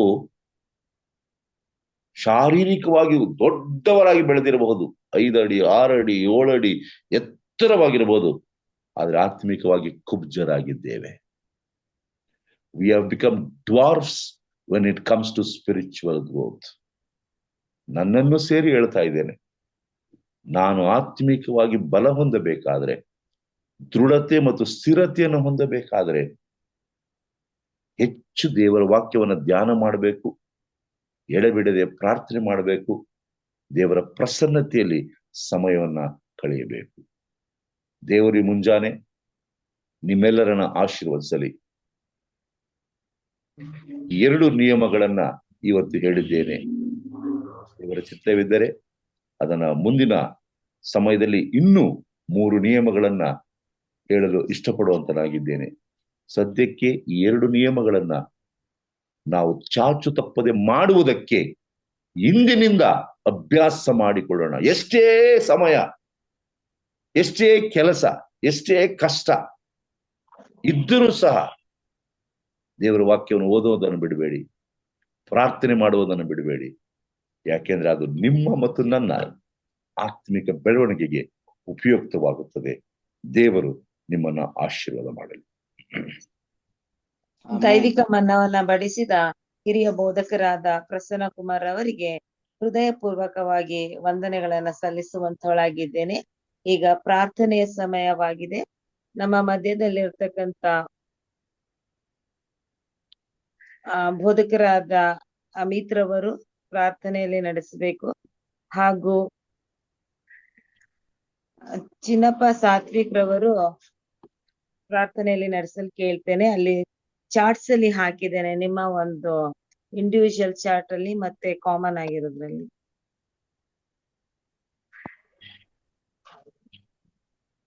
ಈಗ ನನಗೆ 10 ಕೊಟ್ಟಿದ್ದೀರಿ ಸಿಸ್ಟರ್, ಅದರೋಗೋಸ್ಕರ ಪ್ರೇ ಮಾಡಬಹುದು ನಾನು. ಓಕೆ ಓಕೆ ಓಕೆ, ಪ್ರಾರ್ಥನೆ ಮಾಡೋಣ. ದೇವಾದಿದೇವನೇ, ರಾಜಾದಿರಾಜನೇ, ಕರ್ತರ ಕರ್ತನೆ, ಒಡೆಯರ ಒಡೆಯನೇ, ವಿಮೋಚಕನೇ, ಬಿಡುಗಡೆ ನಾಯಕನೇ, ಸ್ತುತಿಗೆ ಪಾತ್ರನೇ, ಸ್ತೋತ್ರಕ್ಕೆ ಅರ್ಹನೇ. ಅಪ್ಪ, ನಿನ್ನ ಪರಿಶುದ್ಧವಾದ ನಾಮಕ್ಕೆ ನಾನು ಅನಂತ ಅನಂತ ಸ್ತುತಿ ಸ್ತೋತ್ರಗಳು ಸಲ್ಲಿಸುವಂತನಾಗಿದ್ದೇನೆ ಕರ್ತ. ಈ ಮುಂಜಾನೆಯ ವೇಳೆಯಲ್ಲಿ ಹಕ್ಕಿಗಳ ಚಿಲಿಪಿಲಿಯೊಂದಿಗೆ, ಸೂರ್ಯನೊಂದಿಗೆ ಸ್ವಾಮಿ, ಬೆಳಕಿನೊಂದಿಗೆ ಕರ್ತನೆ ದೇವಾ, ನಿನ್ನ ಸಮ್ಮುಖದಲ್ಲಿ ಕೂಡಿ ಬರ್ಲಿಕ್ಕಾಗುವಂತೆ ನಿಂತನೆ ಸಹಾಯವನ್ನು ಮಾಡಿಕೊಟ್ಟಿದ್ದಕ್ಕಾಗಿ ಸ್ತೋತ್ರ. ಅಷ್ಟು ಮಾತ್ರವಲ್ಲದೆ ನಿನ್ನ ದಾಸನನ್ನು ನಿಂತನೆ ಮರೆಮಾಚಿ ಆತನ ಕೂಡ ಸ್ವಾಮಿ ನಿನ್ನ ಮಾತನಾಡಿ ನಮ್ಮನ್ನು ಎಚ್ಚರಗೊಳಿಸಿದಕ್ಕಾಗಿ ಕೊಂಡಾಡುತ್ತೇವೆ ಕರ್ತನೆ. ಒಬ್ಬ ವ್ಯಕ್ತಿ, ಒಬ್ಬ ಕ್ರೈಸ್ತನು ಆತ್ಮಿಕವಾಗಿ ಬೆಳೆಯಬೇಕಾದರೆ ಆತನು ಸತ್ಯವೇ ಧ್ಯಾನ ಮಾಡಬೇಕು, ಆತನು ಎಡೆಬಿಡದೆ ಪ್ರಾರ್ಥಿಸಬೇಕು, ದೇವರ ಪ್ರಸನ್ನತೆಯಲ್ಲಿ ಬೆಳೆಯಬೇಕು ಎಂಬುದಾಗಿ ನಿನ್ನ ತಿಳಿಸಿಕೊಟ್ಟಿದ್ದಕ್ಕಾಗಿ ಸ್ತೋತ್ರ ಕರ್ತನೆ. ಇವತ್ತು ಎಷ್ಟೋ ಕ್ರೈಸ್ತರಿದ್ದಾರೆ ಸ್ವಾಮಿ, ಆತ್ಮಿಕ ಜೀವಿತ ಇಲ್ಲ, ಸತ್ಯವೇದ ಓದುವಂಥದ್ದು ಇಲ್ಲ ಸ್ವಾಮಿ, ಪ್ರಾರ್ಥನೆ ಮಾಡುವಂಥದ್ದಿಲ್ಲ ರಕ್ಷಕನೇ, ನಿನ್ನ ಪ್ರಸನ್ನತೆಯಲ್ಲಿ ಕಾಲ ಕಳೆಯುವಂಥದ್ದಿಲ್ಲ ದೇವ್ರೆ. ಆದ್ರೂ ಸಹ ಎಷ್ಟೋ ಜನ ಕ್ರೈಸ್ತರು ಅಂತ ಹೇಳ್ಕೊಳ್ತಾ ಇದ್ದಾರಪ್ಪ. ಆದರೆ ಅನೇಕ ಸಾರಿ ಹಾಗೇ ನಾವು ಸಹ ಇದ್ದೇವೆ ರಕ್ಷಕನೇ. ನಮ್ಮನ್ನು ಕ್ಷಮಿಸು, ನಮ್ಮನ್ನು ಮನ್ನಿಸು, ನಮ್ಮ ಪಾಪಗಳೆಲ್ಲ ಕರ್ತನಿನ ಮುಂದೆ ಒಪ್ಪಿಕೊಳ್ತಾ ಇದ್ದೇವೆ, ನಮ್ಮನ್ನು ನಿಂತನೆ ತೊಳೆ ಎಂಬುದಾಗಿ ನಿಮ್ಮನ್ನು ಪ್ರಾರ್ಥಿಸ್ತಾ ಇದ್ದೇವೆ. ಕೇಳಿದಂತ ವಾಕ್ಯಗಳು ಯೇಸುವೆ, ನಾವೆಲ್ಲರೂ ಸಹ ಅದನ್ನು ಅನುಸರಿಸಿ ನಡಿಲಿಕ್ಕಾಗುವಂತೆ ನಿಂತನೆ ಸಹಾಯ ಮಾಡಪ್ಪ, ಬಲ ಕೊಡಪ್ಪ, ಶಕ್ತಿ ಕೊಡು ಕರ್ತನೆ. ನಾವೆಲ್ಲರೂ ಸಹ ನಿನ್ನ ವಾಕ್ಯಕ್ಕೋಸ್ಕರ ನಿಂತ್ಕೊಳ್ಳಿಕ್ಕಾಗುವಂತೆ ನಿಂತನೆ ಸಹಾಯ ಮಾಡು. ಈ ಒಂದು ಸಂದರ್ಭದಲ್ಲಿ ಅನೇಕ ಪ್ರಾರ್ಥನೆ ವಿಜ್ಞಾಪನೆಗಳು ನಿನ್ನ ಮುಂದೆ ಇವೆ ಕರ್ತನೆ. ಸ್ವಾಮಿಯೇ, ನೀನು ಎಲ್ಲಕ್ಕೂ ಸದುತ್ತರ ದಯಪಾಲಿಸಿ ಕೊಡಬೇಕಾಗಿ ಬೇಡಿಕೊಳ್ತಾ ಇದ್ದಾನೆ. ವಿಶೇಷವಾಗಿ ವರಪ್ರಸಾದ್ ಲೌರಿಯಿಂದ ಅವರು ಸ್ಕೂಲಿಗೋಸ್ಕರ ಪ್ರಾರ್ಥನೆ ಮಾಡ್ರಿ ಎಂಬುದಾಗಿ ಕೇಳಿದ್ದಾರೆ ಸ್ವಾಮಿ. ಅವರನ್ನು ಹೆಚ್ಚಾಗಿ ಆಶೀರ್ವಾದ ಮಾಡು, ನಿನ್ನ ಕೃಪೆ ನಡೆಸು, ಅವರಿಗೆ ಆರೋಗ್ಯ, ಭಾಗ್ಯ, ಸಮಾಧಾನ, ಸಮೃದ್ಧಿಯನ್ನು ಕೊಟ್ಟು ಕಾಪಾಡಬೇಕಾಗಿ ಬೇಡಿಕೊಳ್ತಾ ಇದ್ದಾನೆ. ಹಾಗೂ ಸಾರ್ವಿಕ 3 ವರ್ಷ ಪಾಪಗೋಸ್ಕರ ಪ್ರಾರ್ಥನೆ ಮಾಡ್ತಿದ್ದೇನೆಪ್ಪ. ಜೋಯಲ್ 4 ವರ್ಷದ ಪಾಪಗೋಸ್ಕರ ಪ್ರಾರ್ಥನೆ ಮಾಡ್ತಿದ್ದೇನೆ. ಇವರನ್ನು ಆಶೀರ್ವಾದ ಮಾಡು ಕರ್ತನೆ, ನಿನ್ನ ಕೃಪೆಯಲ್ಲಿ ನಡೆಸು ಸ್ವಾಮಿ. ಯಾವ ಸಮಸ್ಯೆ ಇದೆಯೋ, ಯಾವ ಇಕ್ಕಟ್ಟಿದೆಯೋ, ಯಾವ ರೋಗ ಇದೆಯೋ ಗೊತ್ತಿಲ್ಲ ಸ್ವಾಮಿ, ಅದನ್ನ ಎಲ್ಲವನ್ನು ಬಲದ ದೇವರು ನೀನಾಗಿದ್ದಿ, ಅವರನ್ನು ಮುಟ್ಟಿ ಸ್ಪರ್ಶ ಮಾಡಬೇಕಾಗಿ ಕೇಳಿಕೊಳ್ಳುತ್ತೇನೆ. ಬಿಡುಗಡೆ ಕುಡಿಂಬದಾಗಿ ನಿಮ್ಮನ್ನು ಪ್ರಾರ್ಥಿಸ್ತೇವೆ. ಸುಮಿತಿಗೋಸ್ಕರ ಪ್ರಾರ್ಥಿಸ್ತೇನೆ, 5 ವರ್ಷ ಇದೆ ಕರ್ತನೆ. ಡೆರಿನಿಗೋಸ್ಕರ ಪ್ರಾರ್ಥಿಸ್ತೇನೆ, 4 ವರ್ಷ ಸ್ವಾಮಿ. ಕರ್ತನೆ, ಇವರ ಅನಾರೋಗ್ಯ ಎಂಥದೆಂಬುದಾಗಿ ನಿನ್ನ ಬಲಂತ ಕರ್ತನಾಗಿದೆ, ಅವರನ್ನು ಸಹ ಸ್ಪರ್ಶಿಸಿ ಕರ್ತನಿನ ಚಿತ್ತಕ್ಕೆ ಅನುಸಾರವಾಗಿ ಅವರನ್ನು ಸಹ ಬಿಡುಗಡೆ ಕುಡಿಯಂಬುದಾಗಿ ನಿಮ್ಮನ್ನು ಪ್ರಾರ್ಥಿಸ್ತಾ ಇದ್ದೇವೆ. ಬೇಬಿ ಆರಾಧ್ಯಗೋಸ್ಕರ ಪ್ರಾರ್ಥಿಸ್ತಾ ಇದ್ದಾನೆ. ಎಡ್ವಿನ್ 8 ವರ್ಷದವನಿಗೋಸ್ಕರ ಪ್ರಾರ್ಥನೆ ಮಾಡ್ತಾ ಇದ್ದಾನೆ. ಹಾಗೂ ಲೈಲಾ KGF ಚರ್ಚ್ ಮೆಂಬರ್ಗೋಸ್ಕರ ಪ್ರಾರ್ಥನೆ ಮಾಡ್ತಿದ್ದಾನೆ. ಹಾಗೂ ಸುಭಾಷ್ ಲಕ್ರ ಪುಣೆ ಇವರ ಒಂದು ಕಣ್ಣಿನ ಇದಕ್ಕೆ ಸಮಸ್ಯೆಗೋಸ್ಕರ ಪ್ರಾರ್ಥನೆ ಮಾಡ್ತಿದ್ದಾನೆ. ಅವರನ್ನು ಸಹ ನಿನ್ನ ಆಶೀರ್ವಾದ ಮಾಡಪ್ಪ ಕರ್ತನೇ. ನಮ್ಮ ಪ್ರಾರ್ಥನೆಗೆ ಸದುತ್ತರ ಕೊಡು ಸ್ವಾಮಿ, ನಮ್ಮ ಪ್ರಾರ್ಥನೆಗೆ ಸದುತ್ತರ ಕೊಡು ರಾಜ. ನಂಬಿಕೆಯಿಂದ ಕೇಳಿಕೊಳ್ಳುತ್ತಿದ್ದೇವಪ್ಪ, ನೀನು ಅದಕ್ಕೆ ಸದುತ್ತರವನ್ನು ಕೊಡಬೇಕಾಗಿ ನಿನ್ನಲ್ಲಿ ಪ್ರಾರ್ಥಿಸ್ತಾ ಇದ್ದೇವೆ. ಹಾಗೂ ವಿಶೇಷವಾಗಿ ಸೈಲಾ ಬೆಂಜಮಿನ್ಗೋಸ್ಕರ ಪ್ರಾರ್ಥನೆ ಮಾಡ್ತಿದ್ದಾನೆ. ಆ ಮಗಳನ್ನು ಸಹ ಹೆಚ್ಚಾಗಿ ನಾವು ಆಶೀರ್ವಾದ ಮಾಡು.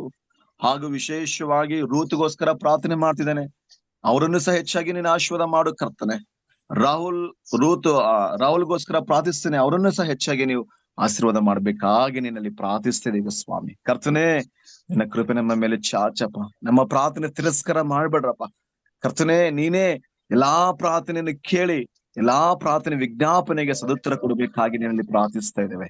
ಹೇಗೋ ನಮ್ಮ ಚಿತ್ತವಲ್ಲ ಸ್ವಾಮಿ, ನಿಮ್ ಚಿತ್ತವೇ ನೆರವೇರ್ಲಿ ಕರ್ತನೆ. ಪ್ರಾರ್ಥನೆ ಕೇಳಿದಕ್ಕಾಗಿ ಸ್ತೋತ್ರ. ಬಂದಂತ ವಾಕ್ಯಗಳಿಗಾಗಿ ಸ್ತೋತ್ರ. ಬಂದಂತ ಈ ಒಂದು ಝೂಮ್ ಮಾಧ್ಯಮದಲ್ಲಿ ಬಂದಂತ ಭಕ್ತರಿಗಾಗಿ ಸ್ತೋತ್ರ ಕರ್ತನೆ. ಎಲ್ಲರೂ ನಿನ್ನ ವಶಕ್ಕೆ ಕೊಡ್ತಾ ಇದ್ದೇನಪ್ಪ. ನಿನ್ನ ವಶಕ್ಕೆ ತೆಗೆದುಕೊಂಡು ಎಲ್ಲರನ್ನ ಆಶೀರ್ವಾದ ಮಾಡಬೇಕಾಗಿ ನನ್ನ ಒಡೆಯನಾಗಿರುವಂತ ಯೇಸು ಕ್ರಿಸ್ತನ ಅತಿ ಪರಿಶುದ್ಧವಾದ ನಾಮದಲ್ಲಿ ದಿನನಾಗಿ ಪ್ರಾರ್ಥಿಸಿ ಬೇಡಿ ಹೊಂದಿಕೊಳ್ಳುತ್ತೇವೆ ನಮ್ಮ ತಂದೆಯೇ. ಆಮೇನ್. ಆಮೆನ್. ಹೇಳಿ ಪಾಸ್ಟರ್.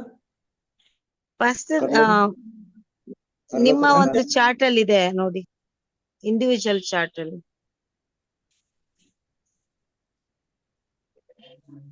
ಸಿಸ್ಟರ್ ಎಲ್ಲದಕ್ಕೂ ಇದೆಯಾ? ಪ್ರಾರ್ಥನೆ ಮಾಡಿದಾರಲ್ವಾ? ಇಲ್ಲ, ಅಂದ್ರೆ ಅದು ನಾನು ಡಿವೈಡ್ ಮಾಡಿ ಕೊಟ್ಟಿದ್ದೆ. ನಿಮಗೆ ಸಪರೇಟ್ ಬಂದಿದೆ ನೋಡಿ. ಅಂದ್ರೆ ಸಪರೇಟ್ ಬಂದಿದ್ಯಾ? ನಾನು ಚಾರ್ಟ್ ಅಲ್ಲಿ ನೋಡ್ತಾ ಇದ್ದೀನಿ. ಒಂದು ನಿಮಿಷ. ಶೀಲಾ ಬೆಂಜಮಿನ್ ಇದೆ, ಪ್ರೇ ಫಾರ್ ರೂತ್ ಹೆಲ್ತ್ ಇದೆ, ಅದು ಕಾಮನ್ ಅಲ್ಲಿ ಇದೆ. ಮೇಲೋಗಿ ಕಾಮನ್ ಒಂದು 24 ಇವೆ. ಅದ್ರಲ್ಲಿ ಮಾಡಿ. 24 ಎಲ್ಲದಕ್ಕೂ ಮಾಡಿದ್ದಾರೆ. ಮಾಡ್ತೀನಿ, ನೋಡ್ತೀನಿ ರೀ. ಪ್ರಭು ಯೇಸುದಾಸ್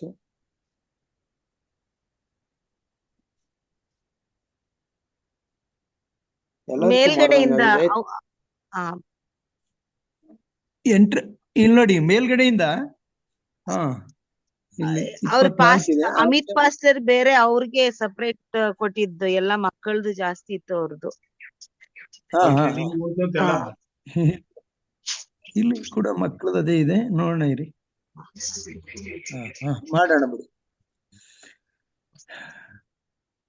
ನಮ್ಮನ್ನು ಬಹಳವಾಗಿ ಪ್ರೀತಿ ಮಾಡುವಂತಹ ಪರಮ ತಂದೆಯ ದೇವರೇ, ಮತ್ತೊಂದು ದಿನಮಾನದ ಬೆಳಗಿನ ಜಾವದಲ್ಲಿ ಸ್ವಾಮಿ ನಿನ್ನ ಸ್ವರವನ್ನು ಕೇಳುವಂತಹ ಸೌಭಾಗ್ಯವನ್ನ ಪಾಪಿಗಳಾದ ನಮಗೆ ದಯಪಾಲಿಸಿಕೊಟ್ಟಿದ್ದೀಯಪ್ಪ. ನಿನ್ನ ಮಕ್ಕಳಾದ ನಮ್ಮನ್ನು ಪ್ರೀತಿಸಿ ನಮ್ಮ ಆತ್ಮೀಕ ಬೆಳವಣಿಗೆಯನ್ನ ನೀನು ಸ್ವಾಮಿ ಆಸಕ್ತಿ ವಹಿಸಿ ಆತ್ಮೀಕ ಬೆಳವಣಿಗೆಗೆ ಬೇಕಾದಂತಹ ನಿನ್ನ ಸತ್ಯವಚನಗಳನ್ನ ದಯಪಾಲಿಸಿಕೊಟ್ಟದಕ್ಕಾಗಿ ನಿನಗೆ ಸ್ತೋತ್ರ ಸ್ವಾಮಿ. ದೀನರಾದ ನಮ್ಮನ್ನ ಕರುಣಿಸುವ ದೇವರೇ, ಇದೋ ತಂದೆಯ ದೇವರೇ, ನಿನ್ನ ಮುಂದೆ ನಾವು ಅನೇಕ ವಿಜ್ಞಾಪನೆಗಳನ್ನ ಮನವಿಗಳನ್ನ ನಿನ್ನ ಮುಂದೆ ತೋಡಿಕೊಳ್ಳುವಂತಹ ಅವಕಾಶ ನಮ್ಮದಾಗಿದೆ ಸ್ವಾಮಿ. ತಂದೆಯ ದೇವರೇ, ಮನುಷ್ಯರಾದ ನಾವು ಸದಾ ಕಷ್ಟಗಳಲ್ಲಿ ದುಃಖಗಳಲ್ಲಿ ಬೇಯ್ತಿರುವಾಗ ಸ್ವಾಮಿ ನಾವು ಯಾರು ವಿಚಲಿತರಾಗದೆ ತಂದೆಯೇ ತುಂಬು ಹೃದಯದಿಂದ ಸ್ವಾಮಿ ಪೂರ್ಣವಾದ ನಂಬಿಕೆಯನ್ನಿಟ್ಟು ನಿನ್ನನ್ನು ಪ್ರಾರ್ಥಿಸುವಂತಹ ಪಕ್ಷದಲ್ಲಿ ನೀನು ತಂದೆಯಾದ ದೇವರೇ ನಮ್ಮ ಪ್ರಾರ್ಥನೆಯನ್ನ ನಮ್ಮ ಮನವಿಯನ್ನ ಆಲಿಸಿ ಸದುತ್ತರವನ್ನ ದಯಪಾಲಿಸಿಕೊಡುವ ದೇವರಾಗಿರುತ್ತೆ. ಅದಕ್ಕೆ ಸಮಸ್ಯೆಗಳಿಗೆ ಬೇಕಾದಂತ ಪರಿಹಾರವನ್ನ ಒದಗಿಸುವ ದೇವರಾಗಿರುತ್ತೆ ಸ್ವಾಮಿ. ಆದ್ದರಿಂದ ತಂದೆಯಾದ ದೇವರೇ, ನಮ್ಮ ಮನವಿಗಳನ್ನ ನಾವು ನಿನ್ನಲ್ಲಿ ಸಂಪೂರ್ಣವಾಗಿ ಅರ್ಪಿಸುವಂತವರಾಗಿದ್ದೇವೆ ಸ್ವಾಮಿ. ಡೆರಿನ್ ಆ ಮಗು 3 ವರ್ಷ ತಂದೆಯೇ, ಆ ಮಗುವಿಗೆ ಈಗಾಗಲೇ ತಂದೆಯೇ ಆ ಒಂದು ಮೂತ್ರಕೋಶದ ಸಮಸ್ಯೆ ಇದೆ ಸ್ವಾಮಿ.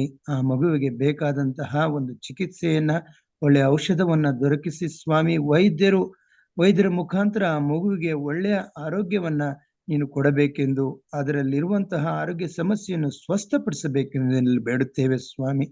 ಹಾಗೆ ಸುಲಭ ಅವರ ಆರೋಗ್ಯಕ್ಕೋಸ್ಕರ ನಾವು ಬೇಡುತ್ತೇವೆ ಸ್ವಾಮಿ. ಶ್ರೀಮತಿ ಸುಲಭರವರ ಅನಾರೋಗ್ಯ ಏನಿದೆಯೋ ಗೊತ್ತಿಲ್ಲ ತಂದೆಯ ದೇವರೇ, ಆ ಮಗಳಿಗೆ ಬೇಕಾದಂತ ಆರೋಗ್ಯವನ್ನ ದಯಪಾಲಿಸಿಕೊಡು. ನೀನು ಆರೋಗ್ಯದಾಯಕನ ದೇವರಾಗಿದ್ದೀಯ ಸ್ವಾಮಿ. ಹಾಗೆ ರಾಹುಲ್ ಎನ್ರಿ ಅವರು ತಂದೆಯ ದೇವರೇ ಶಾರೀರಿಕವಾಗಿ ಮತ್ತು ಮಾನಸಿಕವಾಗಿ ಅಸ್ವಸ್ಥ ಆಗಿರುವಾಗ ಅವರ ಅಸ್ವಸ್ಥತೆಯನ್ನ ನೀಗಿಸು ಸ್ವಾಮಿ. ಜಾನ್ ಡೇವಿಡ್ ಅವರ ಕುಟುಂಬಕ್ಕೋಸ್ಕರ ನಾವು ಬೇಡುತ್ತೇವೆ ಸ್ವಾಮಿ. ತಂದೆ, ಅವರ ಕಣ್ಣಿನ ಒಂದು ದೃಷ್ಟಿಗೋಸ್ಕರ ನಾವು ನಿನ್ನಲ್ಲಿ ಬೇಡುತ್ತೇವೆ ಸ್ವಾಮಿ. ಕಣ್ಣುಗಳನ್ನು ಕೊಟ್ಟ ದೇವರೇ, ಅವರ ಕಣ್ಣನ್ನ ನೀನು ಮುಟ್ಟಿಯ ನೀನು ಸ್ವಸ್ಥಪಡಿಸು ಸ್ವಾಮಿ. ಸಿದ್ದರಾಜರವರು ಸ್ವಾಮಿ ಕ್ಯಾನ್ಸರ್ ರೋಗದಿಂದ ಬಳಲ್ತಾ ಇದ್ದಾರೆ ಸ್ವಾಮಿ. ಆ ಮಗನಿಗೆ ಬಂದಿರುವಂತಹ ಈ ಮರಣಾಂತಿಕ ರೋಗದಿಂದ ಅವರನ್ನ ಬಿಡಿಸು ಸ್ವಾಮಿ. ಅವ್ರನ್ನ ಮುಟ್ಟಿ ಶುದ್ಧಪಡಿಸು ಸ್ವಾಮಿ. ಹಾಗೂ ತಂದೆಯ ದೇವರೇ, ಧರ್ಮರತ್ನಾಕರವರು ಆ ಹೃದಯ ಸಂಬಂಧಿ ಕಾಯಿಲೆಯಲ್ಲಿ ನರಳುತ್ತಿರುವಾಗ ಅವರಿಗೋಸ್ಕರವೂ ಸಹ ನಾವು ನಿನ್ನಲ್ಲಿ ಬೇಡುತ್ತೇವೆ ಸ್ವಾಮಿ. ನೀನು ಆ ಮಗನನ್ನ ಮುಟ್ಟಿ ಕೈ ಚಾಚಿ ಆತನಿಗೆ ಬೇಕಾದಂತ ಸ್ವಸ್ಥತೆಯನ್ನ ನೀ ಕೊಡಪ್ಪ. ಹಾಗೂ ಶ್ರೀಮತಿ ಪದ್ಮಿನಿ ಅಂಗೋಳ್ರವರ ಆ ಆರೋಗ್ಯಕ್ಕೋಸ್ಕರ ಬೇಡುತ್ತೇವೆ ಸ್ವಾಮಿ. ಆ ಮಗಳಲ್ಲಿರುವ ಆರೋಗ್ಯ ಸಮಸ್ಯೆ ನಿನಗೆ ಗೊತ್ತಿದೆ ಸ್ವಾಮಿ. ಮಗಳಿಗೆ ಬೇಕಾದಂತ ಪೂರ್ಣವಾದ ಆರೋಗ್ಯವನ್ನ ಮರುಕಳಿಸುವಂತೆ ಸಹಾಯ ಮಾಡು ಸ್ವಾಮಿ. ಬಲ ಶಕ್ತಿಯನ್ನ ಹೊಂದಿ ಆ ಮಗಳು ನಿನ್ನ ಸನ್ನಿಧಾನದಲ್ಲಿ ಕಾಣಿಸ್ಕೊಳ್ಳುವಂತೆ ಸಹಾಯ ಮಾಡು. ಮಾವನವರಾದ ಸ್ವಾಮಿದಾಸರವರೆಗೂ ಸಹ ನಾನು ಬೇಡುತ್ತೇನೆ ಸ್ವಾಮಿ. ಆ ಮಗನು ಒಬ್ಬಂಟಿಯಾಗಿದ್ದಾನೆ ಸ್ವಾಮಿ. ಆ ಮಗನಿಗೆ ಬೇಕಾದಂತ ಸಹಾಯವನ್ನ ನೀನೇ ತೆಗೆದುಕೊಂಡು ಬಪ್ಪ. ಅವರ ಆಸ್ಪತ್ರೆಯಲ್ಲಿ ದಾಖಲಾಗಿರುತ್ತಾರೆ.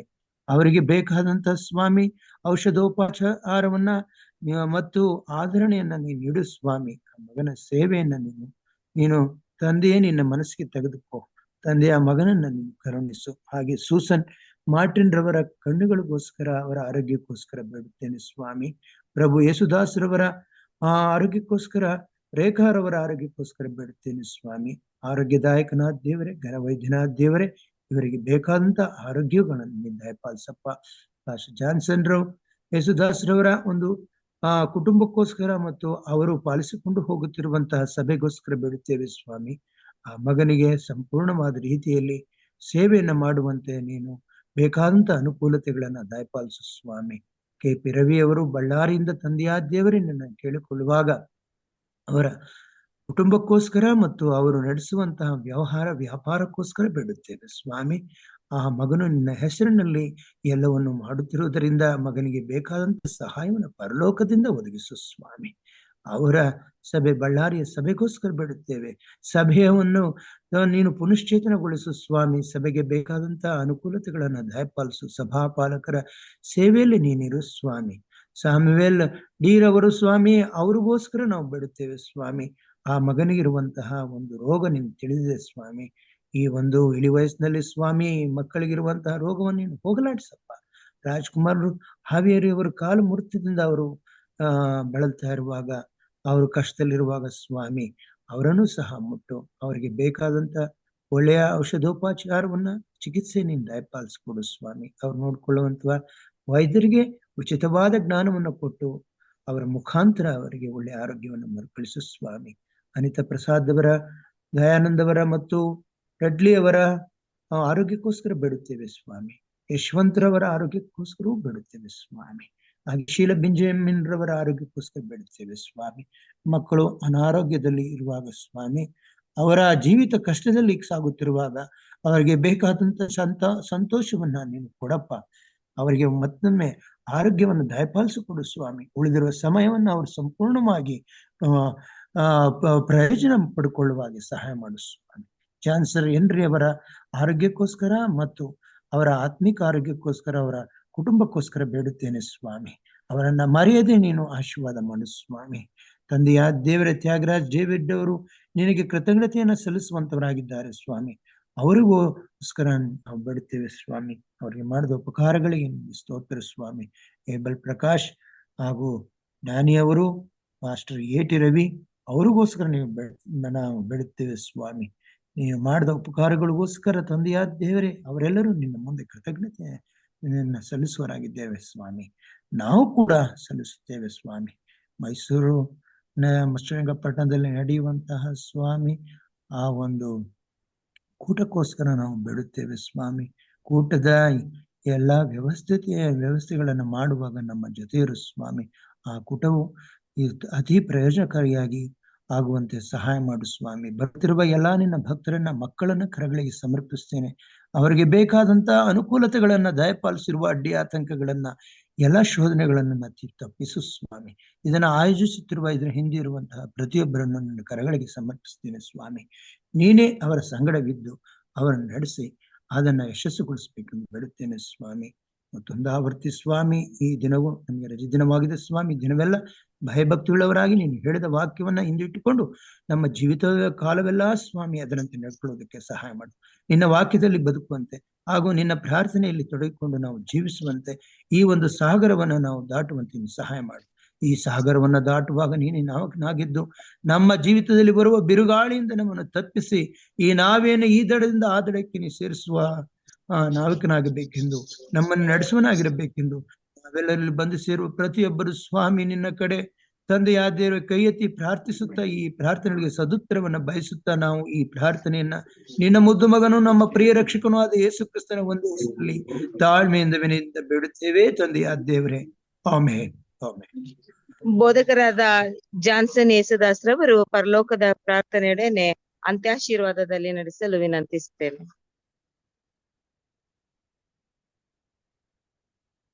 ಪರಲೋಕದಲ್ಲಿರುವ ತಂದೆಯೇ, ನಿನ್ನ ನಾಮವು ಪರಿಶುದ್ಧವೆಂದೆನಿಸಲ್ಪಡಲಿ. ನಿನ್ನ ರಾಜ್ಯವು ಬರ್ಲಿ, ನಿನ್ನ ಚಿತ್ತವು ಪರಲೋಕದಲ್ಲಿ ನೆರವೇರೋ ಪ್ರಕಾರ ಭೂಲೋಕದಲ್ಲಿ ನೆರವೇರಲಿ. ನಮ್ಮ ಅನುದಿನದ ಆಹಾರವನ್ನು ಏರ್ಪಡಿಸಿಕೊಡು. ನಮಗೆ ತಪ್ಪು ಮಾಡಿದವರನ್ನು ನಾವು ಕ್ಷಮಿಸುವ ಹಾಗೆ ನಮ್ಮ ತಪ್ಪನ್ನು ಕ್ಷಮಿಸು. ನಮ್ಮನ್ನು ಶೋಧನೆಗೆ ಸೇರಿಸದೆ ಕೆಣಿಯನ್ನು ತಪ್ಪಿಸು. ಯಾಕಂದ್ರೆ ರಾಜ್ಯವು, ಬಲವು, ಮಹಿಮೆಯು ಸದಾಕಾಲ ನಿನವೇ ಸ್ವಾಮಿ. ಆಮೇನ್. ಕರ್ತನ ಆಶೀರ್ವಾದಕ್ಕೆ ಒಪ್ಪಿಸಿಕೊಡೋಣ. ನಮ್ಮ ಕರ್ತನಾದ ಯೇಸು ಕ್ರಿಸ್ತನ ಕೃಪೆಯು, ತಂದೆಯ ದೇವರ ಪ್ರೀತಿಯು, ಪವಿತ್ರಾತ್ಮನ ಅನಂತ ಸಾಹಸವು, ಆಶೀರ್ವಾದ, ಆರೋಗ್ಯ ಭಾಗ್ಯವು ಎಚ್ಚರವಿದ್ದು ಪ್ರಾರ್ಥಿಸ್ತಕ್ಕಂತ ಈ ಜೂಮ್ ಆಪ್ ನಲ್ಲಿ ಸೇರಿದಂತೆ ಎಲ್ಲಾ ಬೋಧಕರ ಕುಟುಂಬಗಳೊಂದಿಗೂ, ಎಲ್ಲಾ ಭಕ್ತರೊಂದಿಗೂ, ಈ ಕೂಟ ಆಯಿಸ್ತಕ್ಕಂತ ಪಾಸ್ಟರ್ ಯಮರಾಜ್ ಸರ್ ಕುಟುಂಬ ಮಕ್ಕಳೊಂದಿಗೂ, ಸವಿತಿಷ್ಠ ಕುಟುಂಬ ಮಕ್ಕಳೊಂದಿಗೂ, ಎಸ್ ಟಿ ಸಲ್ಮಾನ್ ಸರ್ ಕುಟುಂಬ ಮಕ್ಕಳೊಂದಿಗೂ, ಉತ್ತಮವಾಗಿ ಪ್ರಾರ್ಥನೆ ಮಾಡಿದಂತ ಪಾಸ್ಟರ್ ಅಮಿತ್ ಅವರ ಮಕ್ಕಳ ಕುಟುಂಬದೊಂದಿಗೂ, ಮತ್ತು ಉತ್ತಮವಾಗಿ ಪ್ರಾರ್ಥನೆ ಮಾಡಿದಂತ ಚಿನ್ನಪ್ಪ ಸಾತ್ವಿಕ್ ಸರ್ ಕುಟುಂಬ ಮಕ್ಕಳೊಂದಿಗೂ, ಅವ್ರ ಸೇವೆಯೊಂದಿಗೂ ನಮ್ಮೊಂದಿಗೂ, ಮತ್ತು ವಿಶೇಷವಾಗಿ ಉತ್ತಮವಾದ ಸಂದೇಶ ಕೊಟ್ಟಂತ ಪಾಸ್ಟರ್ ಪ್ರಸನ್ನ ಸರ್ ಕುಟುಂಬ ಮಕ್ಕಳೊಂದಿಗೂ, ಅವ್ರ ಸೇವೆಯೊಂದಿಗೂ, ನಮ್ಮೊಂದಿಗೂ ಇಂದಿಗೂ ನೀವು ಸದಾಕಾಲ ನೆರವಿರಲಿ ತಂದೆ. ಆಮೇನ್. ಎಚ್ಚರವಾಗಿದ್ದು ಪ್ರಾರ್ಥಿಸು ಕುಟುಂಬದಲ್ಲಿ ದೈವಿಕ ಮನ್ನವನ್ನ ಬಡಿಸಿದ ಬೋಧಕರಾದ ಪ್ರಸನ್ನ ಕುಮಾರ್ ಅವರಿಗೂ,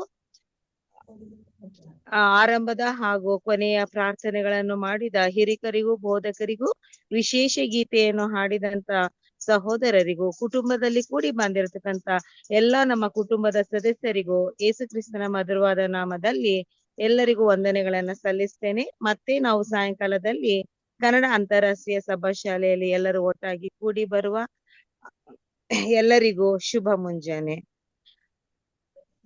ಶುಭ ಮುಂಜಾನೆಗಳು.